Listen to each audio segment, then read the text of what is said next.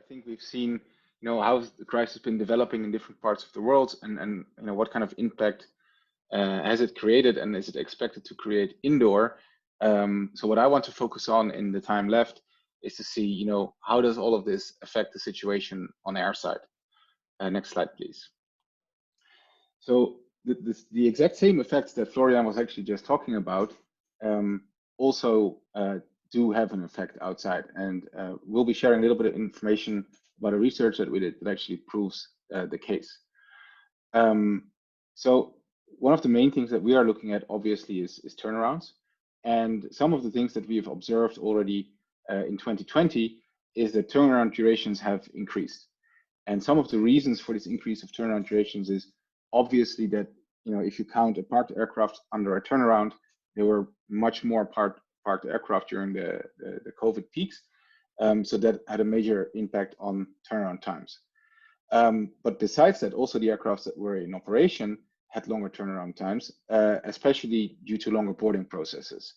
And these, again, were a result of physical distancing, like in the terminal, people queuing up longer and the process taking longer, therefore. Also, during boarding processes, often COVID test checks have to be validated, or now that we're moving into a situation where more and more people get vaccinated and vaccination is even becoming a requirement for travel, vaccinations might have to be checked also at the boarding stage. Another reason for longer turnarounds is actually more frequent and more rigid cleaning processes. Obviously, airlines and airports have been working very hard to win the trust of the passengers and to show them that it's safe to fly, and making sure that the aircraft are super clean and are cleaned after each leg has been one of the reasons, one of the ways for them to do that. But more cleaning and more rigid cleaning also means that it takes longer. One of the last things that we've seen affecting turnaround durations has actually been that obviously airports, airlines, ground handlers have had to cut costs, and especially on the ground handling side, which is very labor intensive, a lot of people have been let go or have been furloughed, and that means that there's typically less people available to do the same kind of work. And since also a lot of people have been laid off and have moved on to other jobs, especially now traffic is picking back up, people need to be rehired, and these people might not be experienced. So we also see sort of an experience leak that has occurred during the COVID crisis. Next slide, please. So if you then look at those turnaround durations, we've done an analysis based on data kindly provided by our friends from FlightAware. And what we've done is we've looked at the 84 biggest airports in the world to see, when do aircraft arrive to an airport based on their aircraft registration number, and when do they leave. And the time in between, we've, for simplification reasons, just said, that's the turnaround duration. And we've looked at two different time periods in 2019 and 2020. And as you can see, in 2019, the turnaround duration in these two periods was more or less equal. And in 2020, they were at both periods higher, and in April even much higher than in July. Next slide, please. So, what does that then mean? What are the effects of these longer turnaround durations? And the thing that we've particularly looked into is basically simulating what effect it has on stand capacity.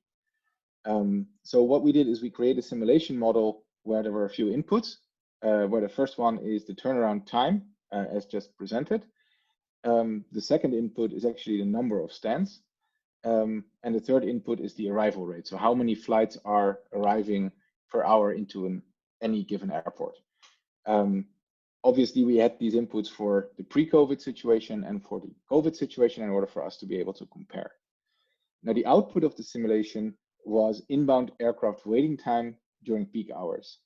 So in a pre-COVID situation, an aircraft comes into an airport, and if there's a stand available, it goes directly to the stand, and it has 0 minutes of waiting times.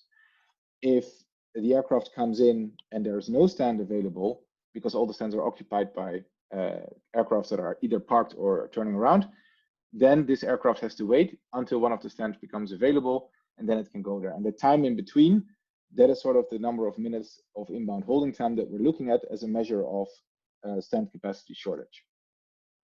Next slide, please. So then let's look at the output of the simulation. And what we can see in the graph here is that in the initial situation where there's 0% recovery, so the full COVID scenario, which means given number of stands with fairly long turnaround durations, but with not so high aircraft arrival rates. There is actually no inbound holding time, which is expected because there's hardly any operations. And it's the same effect as Florian showed us. You know, if you have that flight with all these people queuing up, if you have only one flight, it's not a problem. But then let us look at what happens if we can start to simulate the recovery steps. So what we did is we simulated recovery in 10% increments, all the way up to full recovery. And what happens as we take these steps, the number of stands stays the same. What we did is we relatively increased the aircraft arrival rate back towards the pre-COVID level. So with each 10% step, we also increased the number of aircraft that are arriving into the airport. The second thing we did is that the parked aircraft, so the ones that that are not in operation, those are the ones that are also step per step are being reduced. However, the turnaround times for the active turns, we kept the same. And the reason for that is that the reasons why these turnaround times have increased, they are most likely to stay the same. So increased cleaning regimes, physical distancing, the checks of vaccinations, etc., will remain for the foreseeable future. And that's also one of the reasons why we start to see an effect kick in around 70 to 80% recovery. Because there, if we start to look, we can actually see this line shooting up, which actually means that at 70 to 80% recovery from that point onwards, the number of stands in relation to the longer turnaround times, in relation to the increased aircraft arrival rates, is not going to be sufficient. And we will see that during peak hours, aircraft will start to have to wait after arrival in order for a gate to become available. And at 70% or at 80%, it's, you know, we're talking about 3 minutes, which is maybe manageable. However, at 100% recovery, we're talking about 30 minutes, which basically means a fully congested airport, because this means in a peak hour where there might be 50, 60 flights arriving, each aircraft will actually have a 30-minute wait time. That actually means that, you know, your airport will fully congest and fully block up if that would be to occur. Next slide, please. So also we looked a little bit at, you know, can we find any global differences? And here you can see a visualization of the recovery steps and the increase of this waiting time per airport that we included in our set. There was a really small difference where Europe seemed to be a little bit less sensitive to the effect than North America and Asia, but not significantly. We did also look at, is there a different effect for larger airports versus smaller airports, or is there a different effect for airports that are already congested versus airports that might have some capacity available? But all of these didn't result in any statistically significant results. Next slide, please. So I already mentioned that, you know, congestion is a major problem, and if we were actually to reach that level where each aircraft in the peak hour has to wait 30 minutes, then that's unmanageable situation. But if we just make some calculations, if this scenario would hold true and it would happen for each flight in a year, that would mean that actually we get an additional 44.5 million minutes of inbound delays. The direct costs associated with the kerosene burn of all these aircraft waiting would be more than $114 million per year. And that doesn't even take into account the indirect cost of a delay minute, which would be on top of this.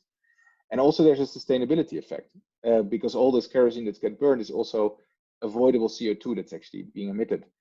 And coming out of the crisis, I think, you know, the focus from airports, airlines is very much on two things, which is their cost levels and luckily on sustainability, which are both negatively being affected by this effect. Next slide, please.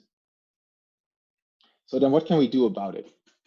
If we look at the model that we presented, there's a few levers that we can turn, right? The first was the number of aircraft stands.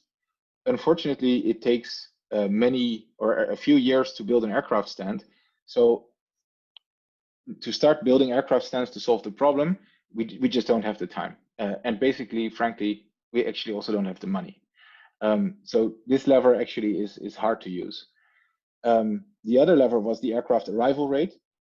But we're actually, trying to get aircrafts to fly again, and that's something that should be good for the industry. So artificially reducing the number of flights is also an undesired solution.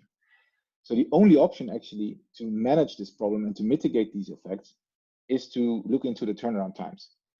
And when you look at this turnaround times, there's a few points that we would like to make. Is where we say you can't manage what you can't measure.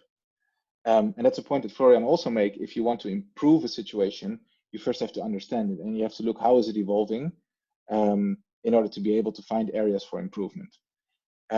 This can be done in different ways. So you can use historical data from your turnarounds and find patterns and find areas for optimization. But you can also use it in real time, where if you start to see deviations in your turnarounds, that you can act directly and minimize the impact on the turnaround duration, rather than let those affect the ultimate on-time performance. And the last point we want to make in relation to this is that even though it seems that we're on a path towards recovery, there's still quite a lot of uncertainty, and there's quite some fluctuations also expected, I think. So having real-time data will actually be more important, even because of that reason, because there's no standard necessarily. So being able to adjust to the situation in real time will be more important than ever. So also from my side, thanks a lot for your time today, and looking forward to any questions.